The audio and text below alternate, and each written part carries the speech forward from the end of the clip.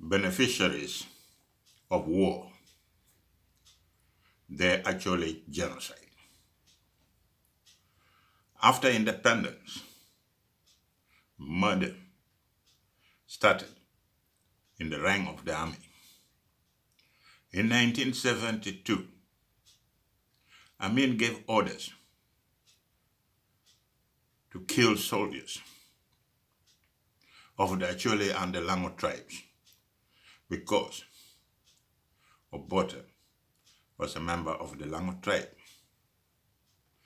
In his own view, he turned the entire two tribes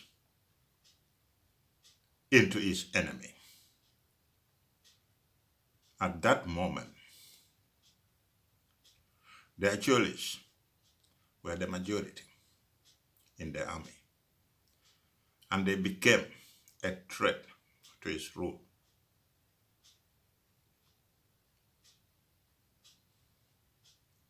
High-ranking officers were killed first. The other members of the tribe were hoarded and detained in various barracks in Uganda, where they were murdered in cold blood, either by shooting, bombing, or stabbing them one by one. Their bodies were disposed of in nearby rivers. He established the military units manned by Southern Sudanese, Nubians, and member of his own Kakwa tribes. The units were known for their brutality and murdering members of Uganda elite, from ministers to judges, prominent Ugandans, creating a reign of terror.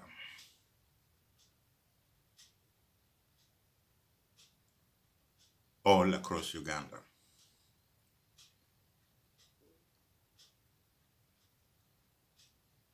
The message was clear. Any opposition to his government or to his rule has to go.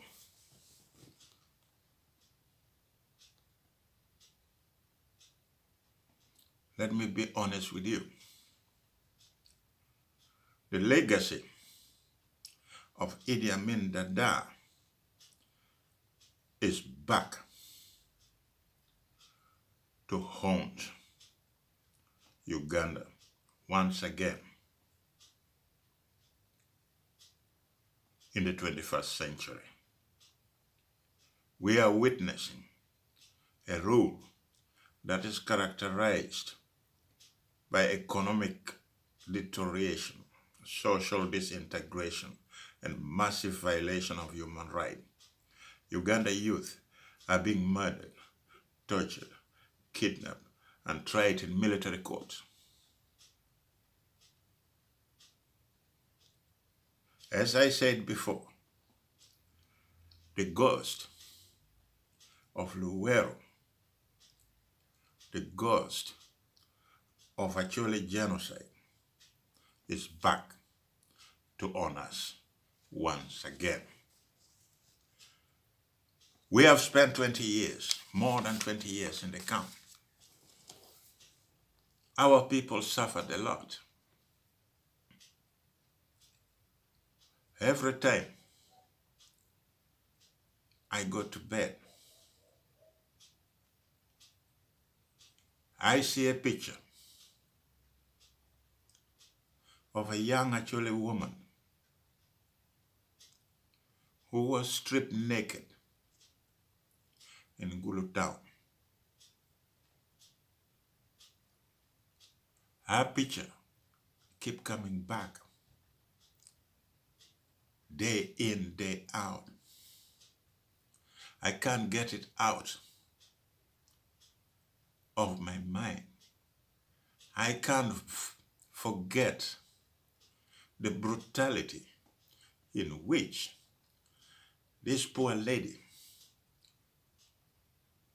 was stripped naked by the government troops,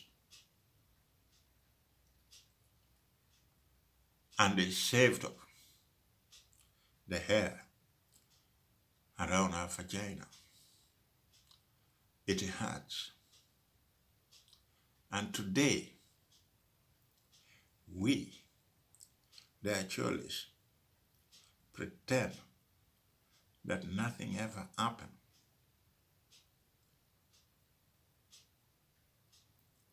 I saw cows being driven out of Acholi land toward Kampala. We saw a lot of people being murdered.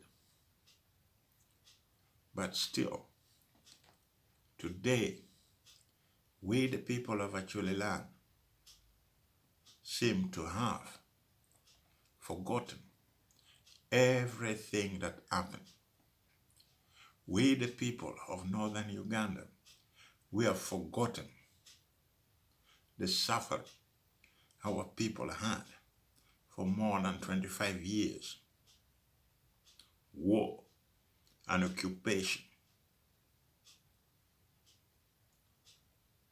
of Acholi land, occupation of Northern Uganda.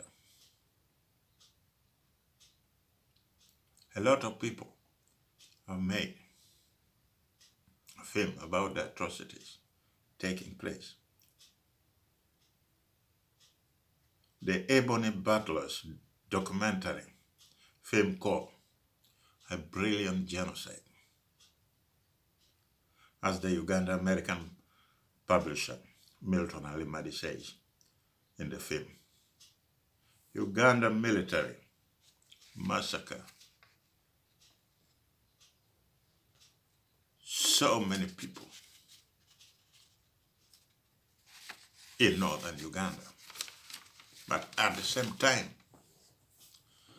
he had very good relationship with the financiers and development partners. As long as he does what they want, there was no problem. There was no interruption. As long as they continue to finance his government without any interruption, the United States, the development partners, who closed their eyes to what was going on in Acholi land and Northern Uganda.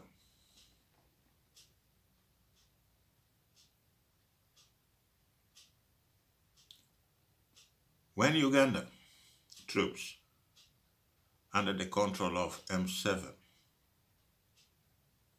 drove 2 million Acholi people into concentration camp, forced to go into a concentration camp.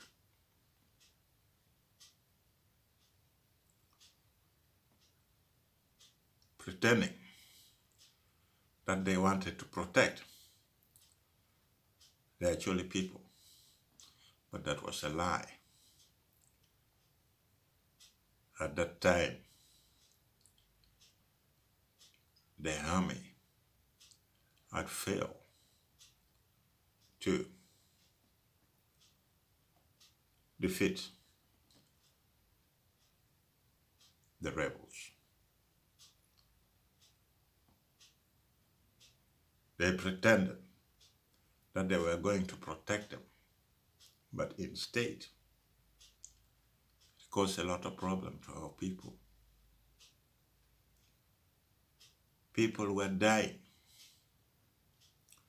at the rate of 1,000 every week in concentration camp.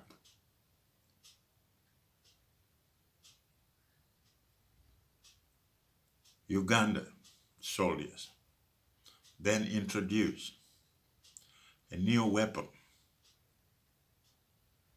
of war when they started raping both men and women,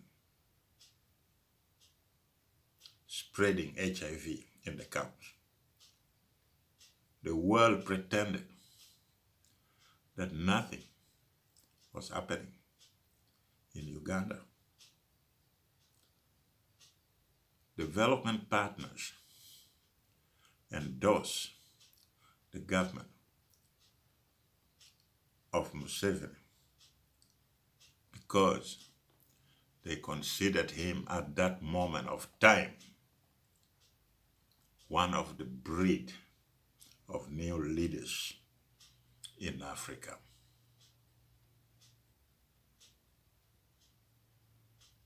And he was given a free passport to kill whenever he feel like.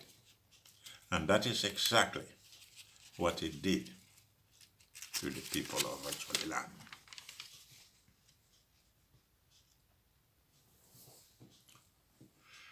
If you know anybody who lost their life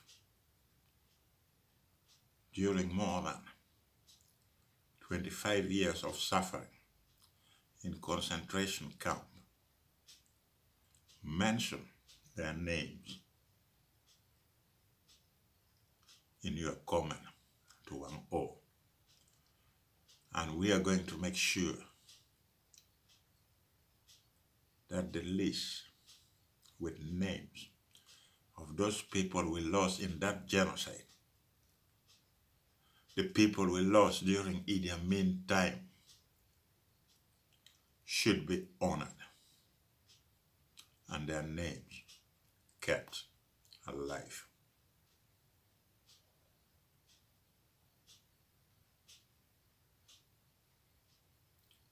Let me be clear.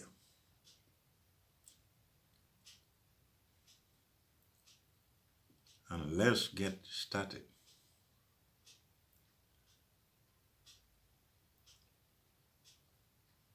It is very easy to forget who we are. It is very easy to blame one person for the problem, for the killing, for the genocide we had and is going on in Uganda up to today. Let me be honest with you.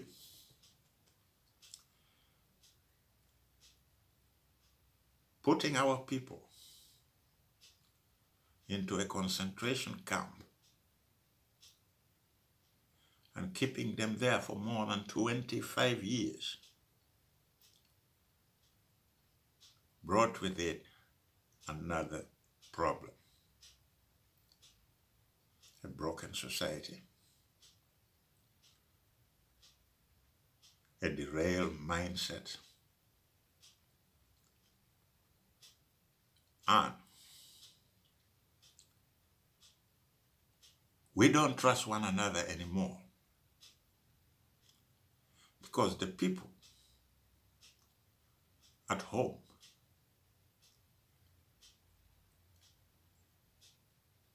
don't like the people in the diaspora.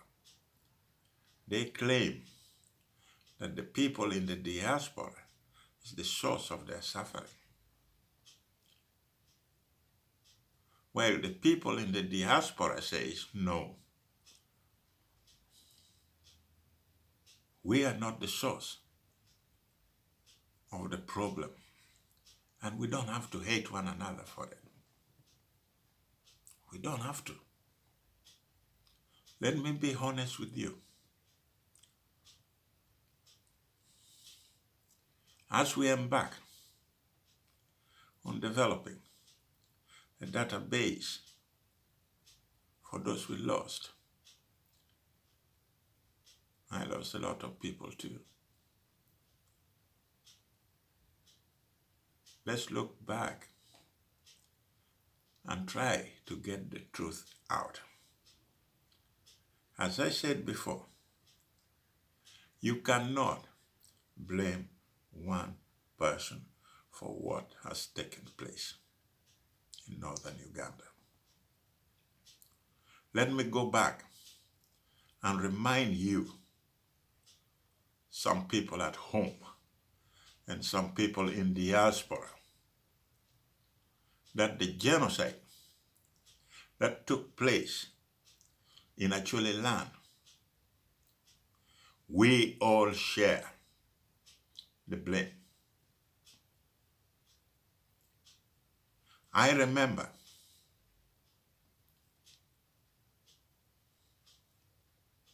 that the MPs, the Acholi leaders, including Bigombe, ordered the recruitment of more than 300 youth per sub-county to help Uganda government fight the rebels. They have set Acholis against the Acholis. They stand these boys to home guard and send them to fight LRA. Let me be clear. Let's go back and look at the truth now. More than 300 youth, actually youth, per county. It's a lot of people. In 1995, around 1995, 1996,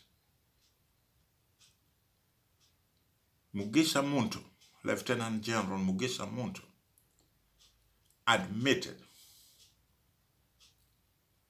that they have more than 18,000 youth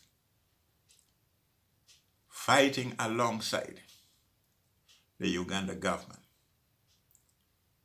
in Congo.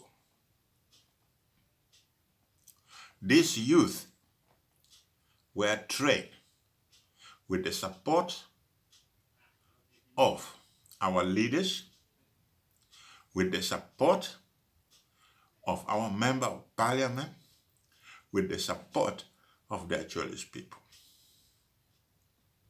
at that time. You recruited those youth.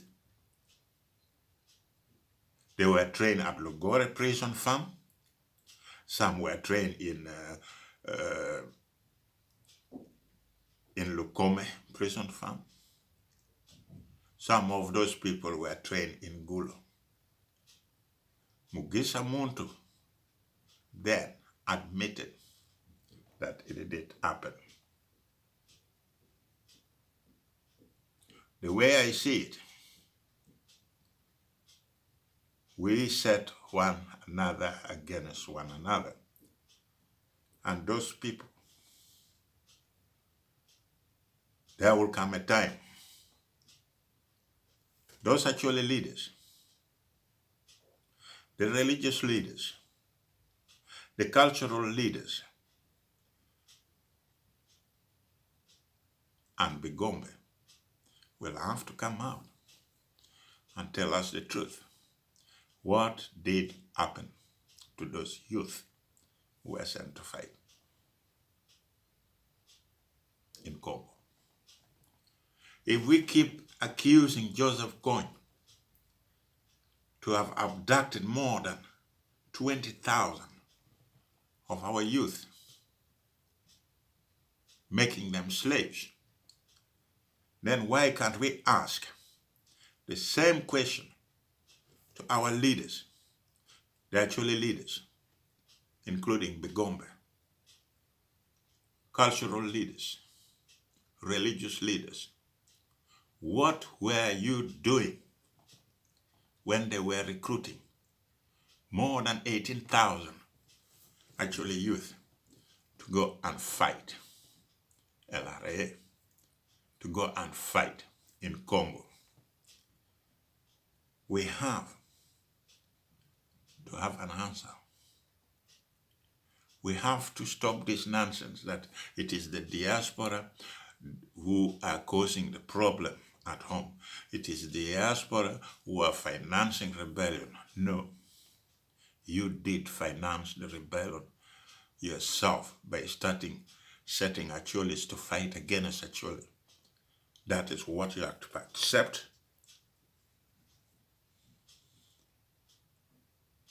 You know, the government of Uganda was not able to beat the LRA militarily. They drove the civilian population to the camp. They call it protection camp. But in fact, it was these people protecting the army. They were the one in the front line. And you are the one who recruited those kids, not the people in the diaspora. Here, there should be accountability.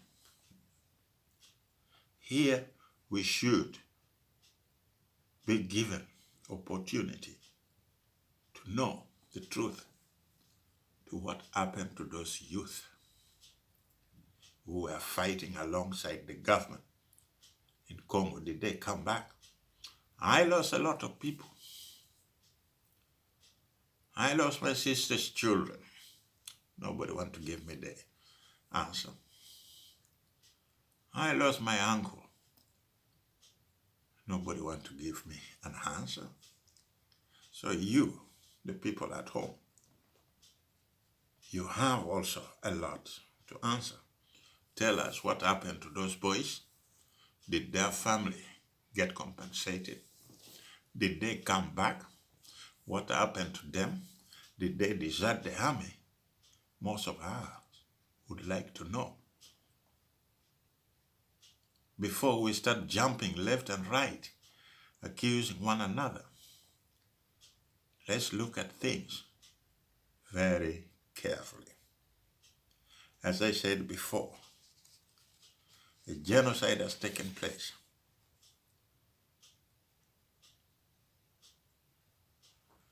We had been killed for a long time.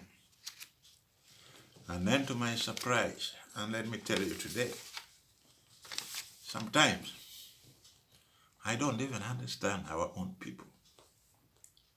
You have here somebody who raped your father, who raped your mother, who raped your sister, who killed you, your people, throwing them into a pit latrine, and you still pretend as nothing happened. You pretend that there's nothing wrong. And to my surprise, you still share the same bed with a man who raped your father, your mother. So I don't understand it. I don't get the logic behind it. Let me be clear.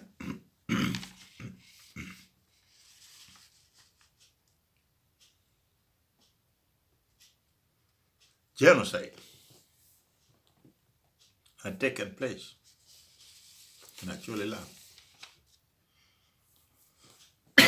Whether you like it or you don't like it, it's the truth.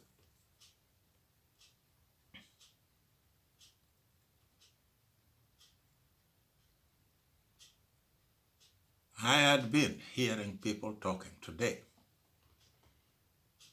They are saying, yeah, they're actually people at a just cause to protect themselves.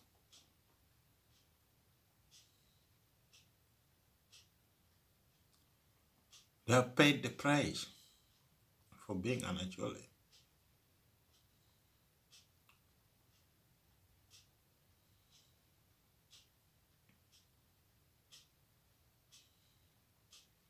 They have seen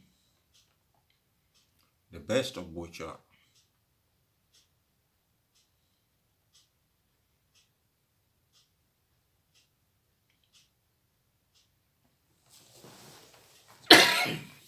They have seen the best of 𝐁𝐜𝐴. That one you can't deny it.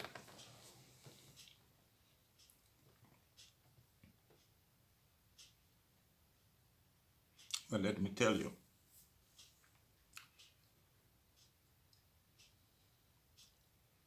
if we want to save the next generation, we have to start changing our mindset now. Accusing people in the diaspora is not going to help. Let's both, all of us, sit down and talk. We don't want people who recruited those youth to die without telling us the truth. Thank you for listening. I will be back.